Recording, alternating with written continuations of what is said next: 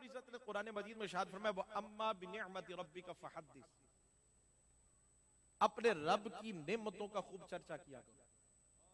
کیا فرمایا؟ سارے بولے نا یار، صرف سبحان اللہ پہ نہیں، بات کرے ذرا میرے ساتھ. کیا کہا میں نے؟ اپنے رب کی نعمتوں. اونچی آواز سے بولے. میرا رب کیا فرما رہے؟ اٹھائیے ترجمہ، جس کا جی چاہے اٹھا کے لے آئیے اور پڑھیے. اپنے رب کی نعمتوں کا خوب. کس نعمت کا چرچا کریں؟ یا پھر میں یہ کہوں کس نعمت کا چرچا کریں؟ میں گنوانے بیٹھوں گا نا صبح ہو جائے گی، نعمتیں ختم نہیں ہو سکتی، نہ میں گنوا سکتا ہوں.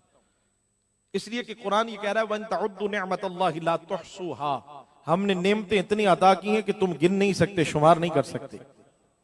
لیکن کمال یہ ہے اللہ رب العزت نے جو ہمیں نعمتیں عطا فرمائی نا دوستو، کسی نعمت پر بھی میرے رب نے جتایا نہیں کہ ہم نے تم پر احسان کیا تمہیں یہ نعمت دی ہے، ہم نے تم پر احسان کیا تمہیں یہ نعمت دی ہے، ہم نے تم پر احسان کیا تمہیں یہ نعمت دی، ہم نے تم پر احسان کیا تمہیں یہ نعمت دی.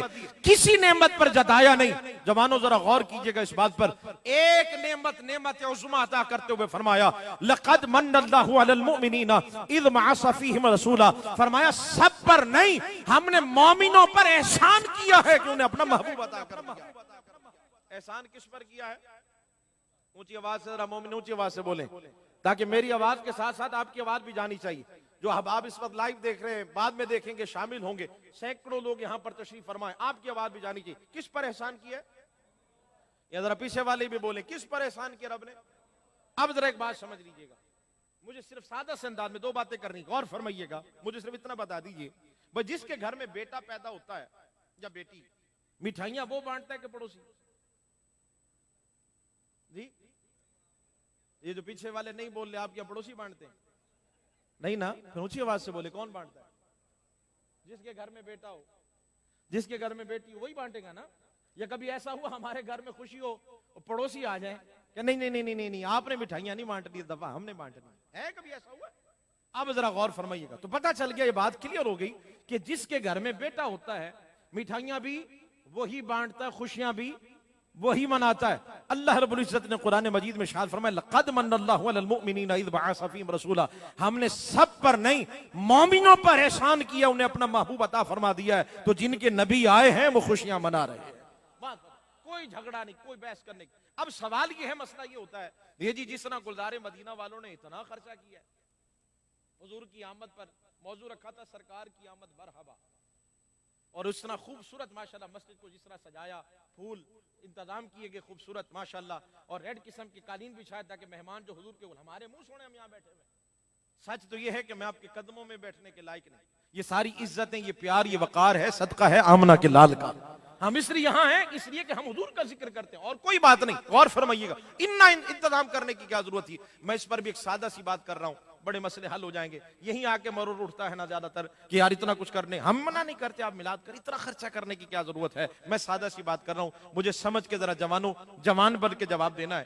ایک مجھے مسئلہ بتائیے گا، مسجد میں بیٹھے ہیں اور سچ بولیے گا، اگر کہیں ایسا ہوا ہے تو میں اپنی اصلاح کر لوں گا. مجھے سچ بتائیے گا، جب آپ کے گھر میں کسی کی شادی ہو، بھائی کی، بیٹے کی، آپ میں سے کتنے لوگ ہیں جو کسی علامہ صاحب کے پاس یا مفتی صاحب کے پاس، امام صاحب کے پاس گئے ہوں کہ حضرت آپ ہمیں بتائیے شریعت کیا اجازت دیتی ہے، ہمیں کیا کرنا چاہیے اور کیا نہیں کرنا چاہیے؟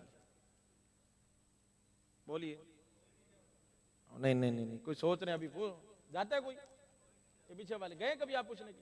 نہیں آپ کبھی پوچھنے کیوں کہ حضرت ہمیں بتائیے ہال کہاں بک کرانا چاہیے، زیادہ ثواب کہاں ہوگا؟ شریعت کیا اجازت دیتی ہے؟ سارا معاملہ شریعت کا آ گیا. شریعت کیا اجازت دیتی ہے؟ ہمیں کتنا کھانوں میں کیا رکھنا چاہیے، نمکین کیا ہو، میٹھا، پوچھا کسی نے کبھی جا کر؟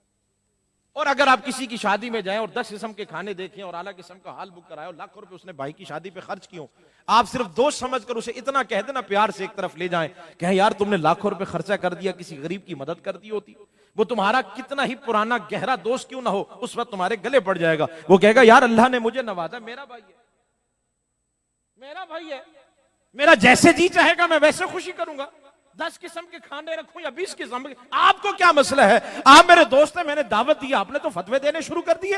میرا بھائی ہے، میرا بیٹا ہے، جیسے ہمارا جی چاہے گا ہم ویسے خوشی منائیں گے. بس جو جواب آپ کے دوست نے دیا وہی جواب میرا ہے. میرے دوستو اگر آپ سے کوئی پوچھے قمقمے کیوں لگاتے ہو, لائٹنگ کیوں کرتے ہو, چراغاں کیوں کرتے ہو, مساجد کو کیوں سجاتے ہو, گلیوں میں لائٹنگ کیوں کی جاتی ہے, گھروں پہ جھنڈے کیوں لگاتے ہو, اس کی آنکھوں میں آنکھیں ڈال کے کہنا ہمارے بھی آقا آئے ہیں, ہمارا بھی جیسے جی چاہے گا ہم بھی ویسے خوشی منائیں گے. بات اتنی سی ہے, بس بات صرف اتنی سی سمجھنی ہے.